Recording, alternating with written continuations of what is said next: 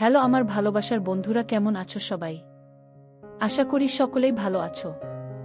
আমি তোমাদের প্রিয় চুমকি আপু আবারও চলে আসলাম নতুন একটি গল্প নিয়ে।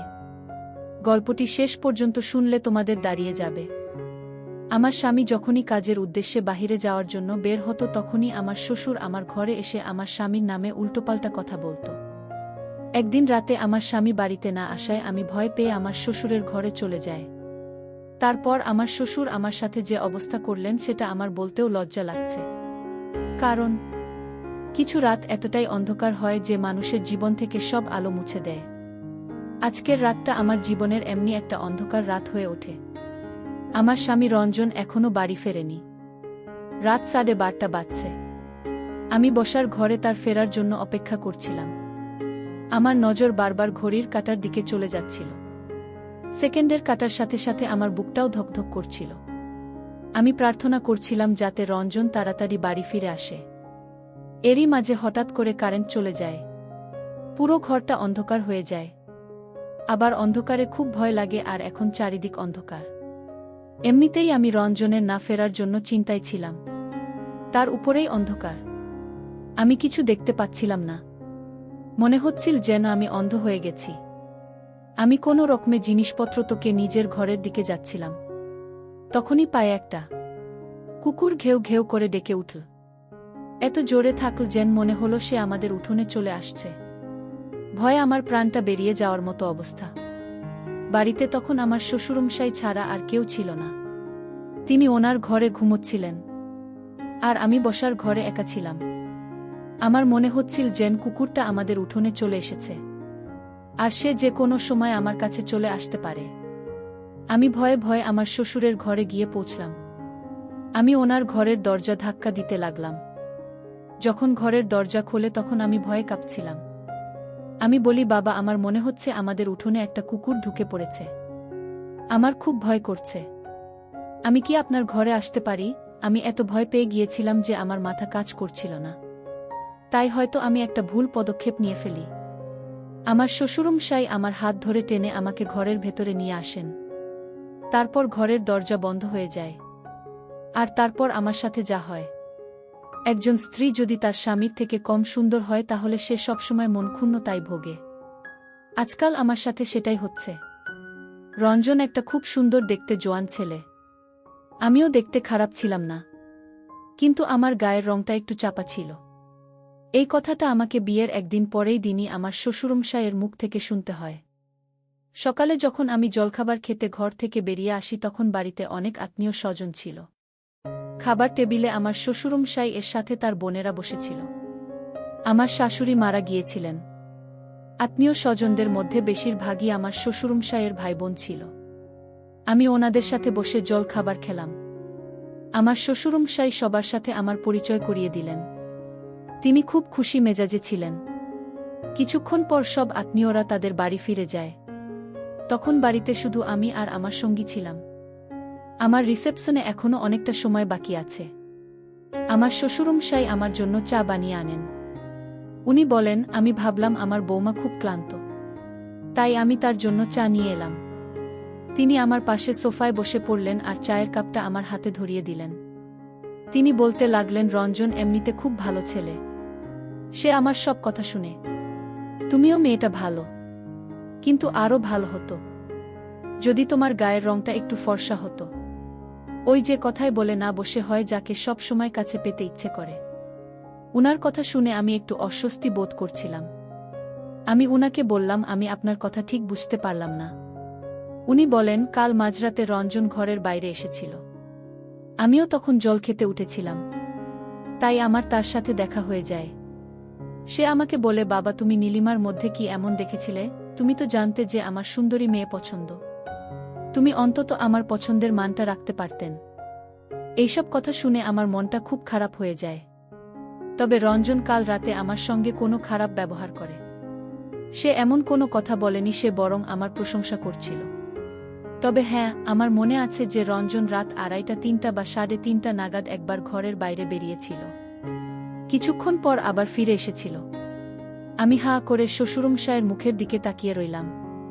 তিনি আমাকে বলেন, আমি বুঝতে পারছি তোমার এই কথাগুলো শুনতে ভাল লাগছে না। আমি কাল রঞ্জনকে খুব বকেছি আর বলেছি সে যেন ভুলেও তোমাকে এসব কথা না বলে। সে তোমাকে এরকম কোনো কথা বলেনি তো? আমি মাথা নেড়ে বললাম না। এই কথাটা আমার বিশ্বাস করতে কষ্ট হচ্ছিল, কারণ কাল রাতে রঞ্জনের আমার সাথে ব্যবহার খুব ভালো ছিল। শ্বশুরমশাই এর পরের কথাগুলো আমাকে আরও অবাক করে দেয়। তিনি বলেন, আমি ওকে বারবার বারণ করেছি, সে যেন তোমার মনে কষ্ট না দেয়। তুমি কিছু মনে করো না মা। কিন্তু আমি যখন তোমাকে দেখতে গিয়েছিলাম তখন তুমি মেকআপ করেছিলেন। তখন তোমাকে দেখে আমার ফর্সা মনে হয়েছিল, কিন্তু তোমার আসল রংটা তো। উনার কথা শুনে আমি চুপ করে গেলাম। আমি বুঝতে পারছিলাম না আমি কি জবাব দেব। হ্যাঁ, এটা সত্যি যে আমাকে যখন দেখতে আসা হয়েছিল তখন আমি একটু মেকআপ করেছিলাম, কিন্তু সেটাই তো স্বাভাবিক।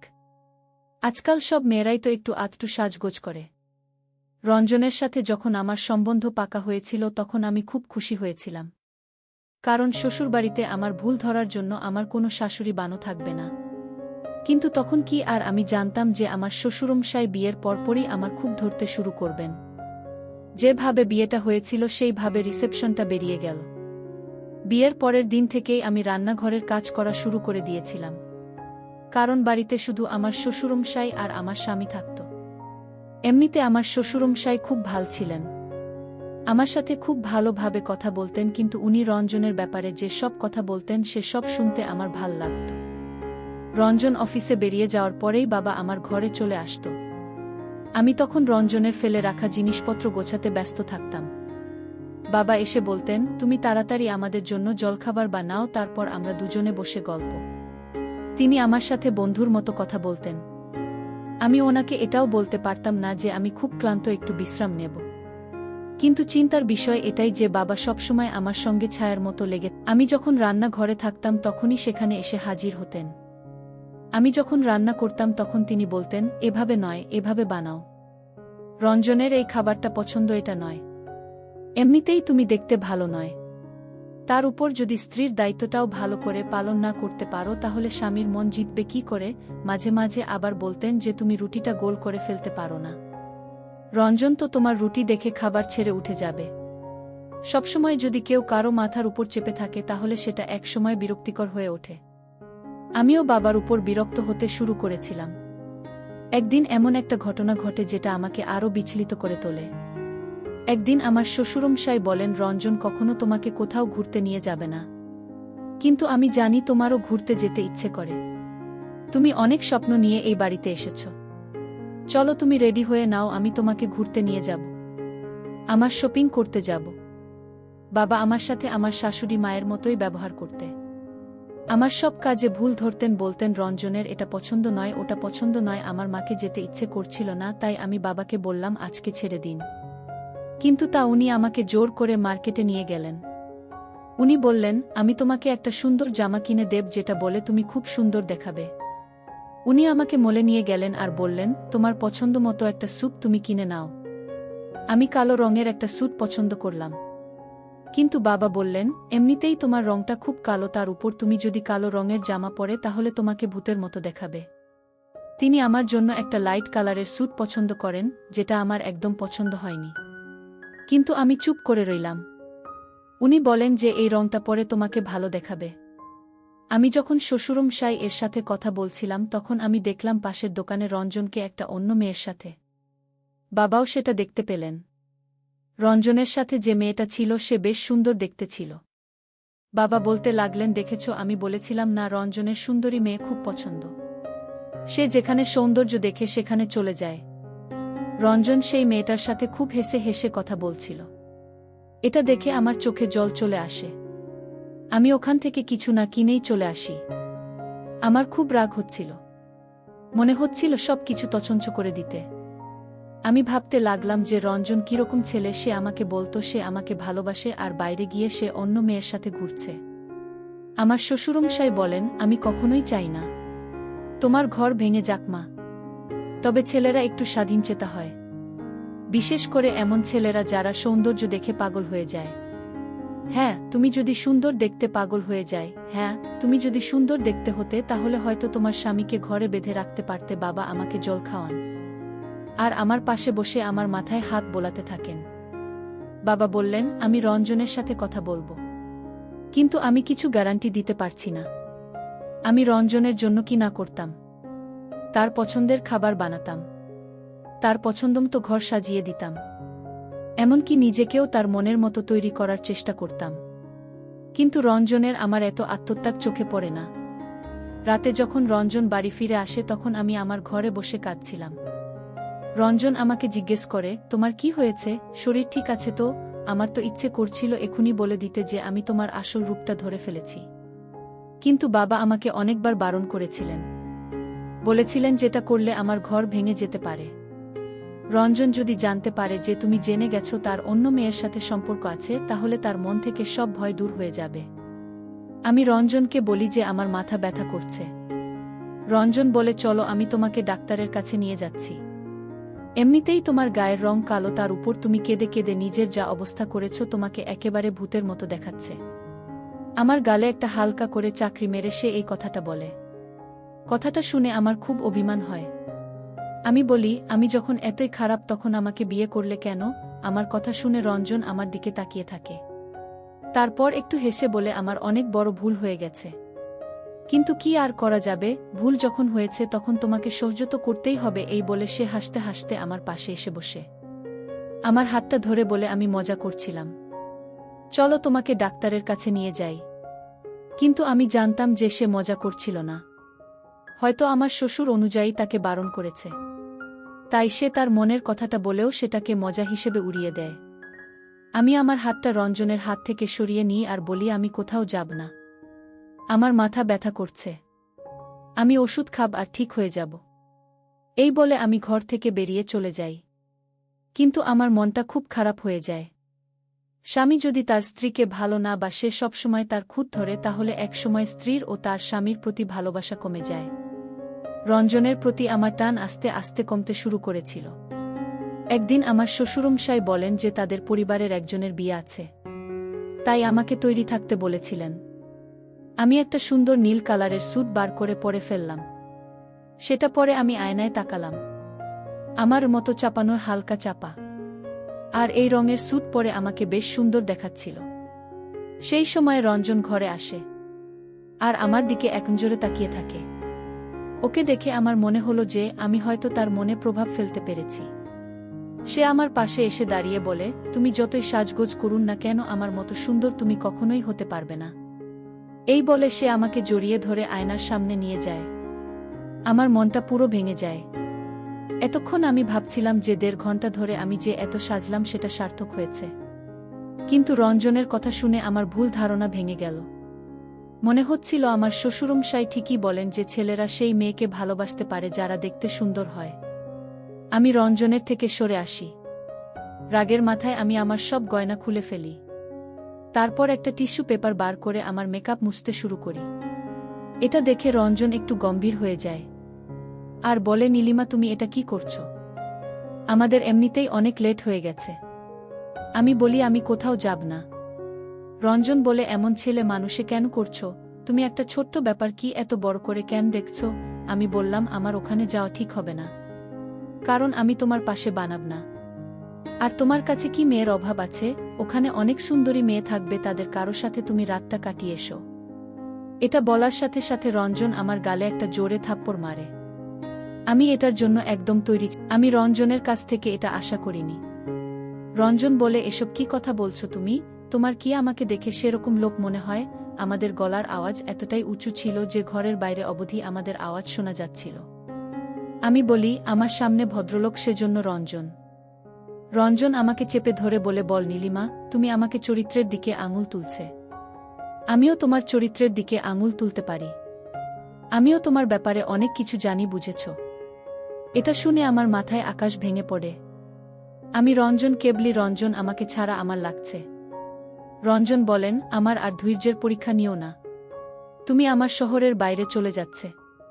তোমাকে 10 মিনিট সময় দিচ্ছি, তাড়াতাড়ি তৈরি হয়ে বাইরে এসো। সেই সময় আমাদের দরজায় কেউ একটা ধাক্কা দেয়। রঞ্জন আমাকে ছেড়ে গিয়ে দরজাটা খুলে আমার শ্বশুরমশাই ঘরের ভিতরে ঢোকেন। বাবা বলেন, তোমরা এসব কি করছো? তোমাদের গলার আওয়াজ সারা বাড়িতে শোনা যাচ্ছে। রঞ্জন বলে, বাবা তুমি ওকে বলে দাও ও যেন এসব কথা মুখে না আনে।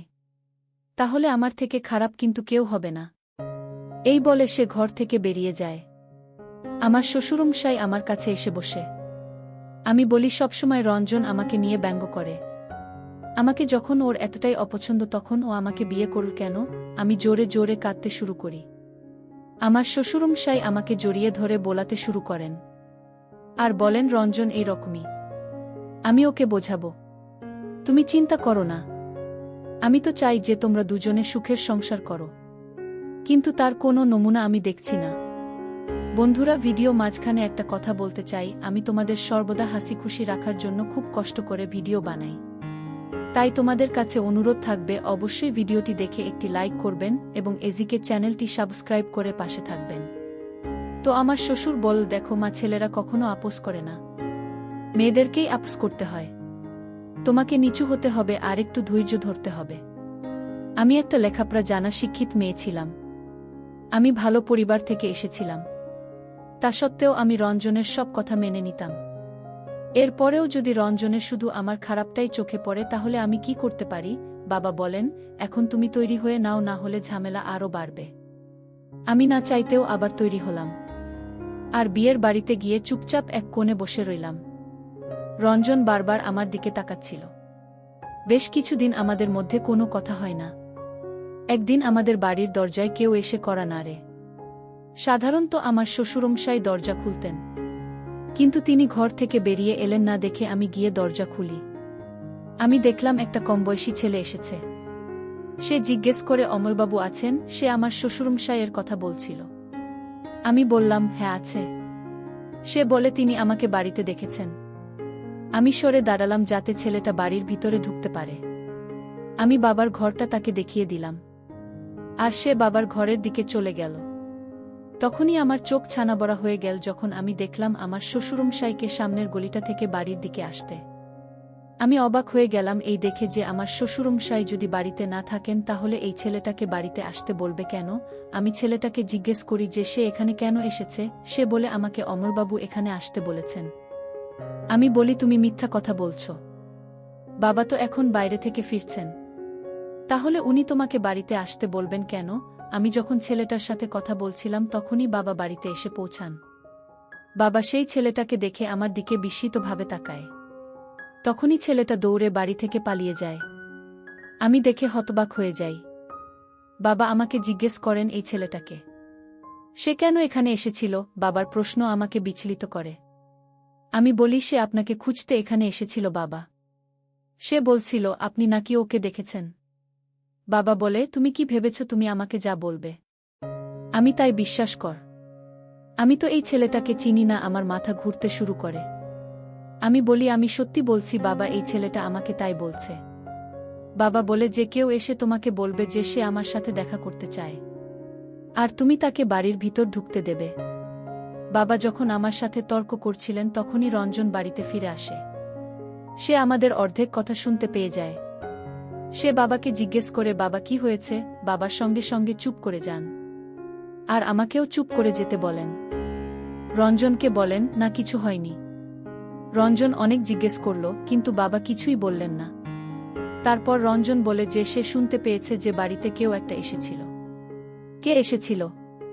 বাবা বলে, তুমি বাদ দাও রঞ্জন, আমি তো আছি, আমি সব সামলে নেব। রঞ্জন আমার দিকে রেখে তাকাল। তারপর সে নিজের ঘরে চলে গেল। রঞ্জনের যাওয়ার পর বাবা বললেন, ওকে কিছু বলার দরকার নেই। আমি চাই না তোমাদের মধ্যে আবার ঝামেলা হোক। এই ঘটনা তার কয়েকদিন পরে একটা রাতে রঞ্জন বাড়িতে ফিরতে দেরি করে।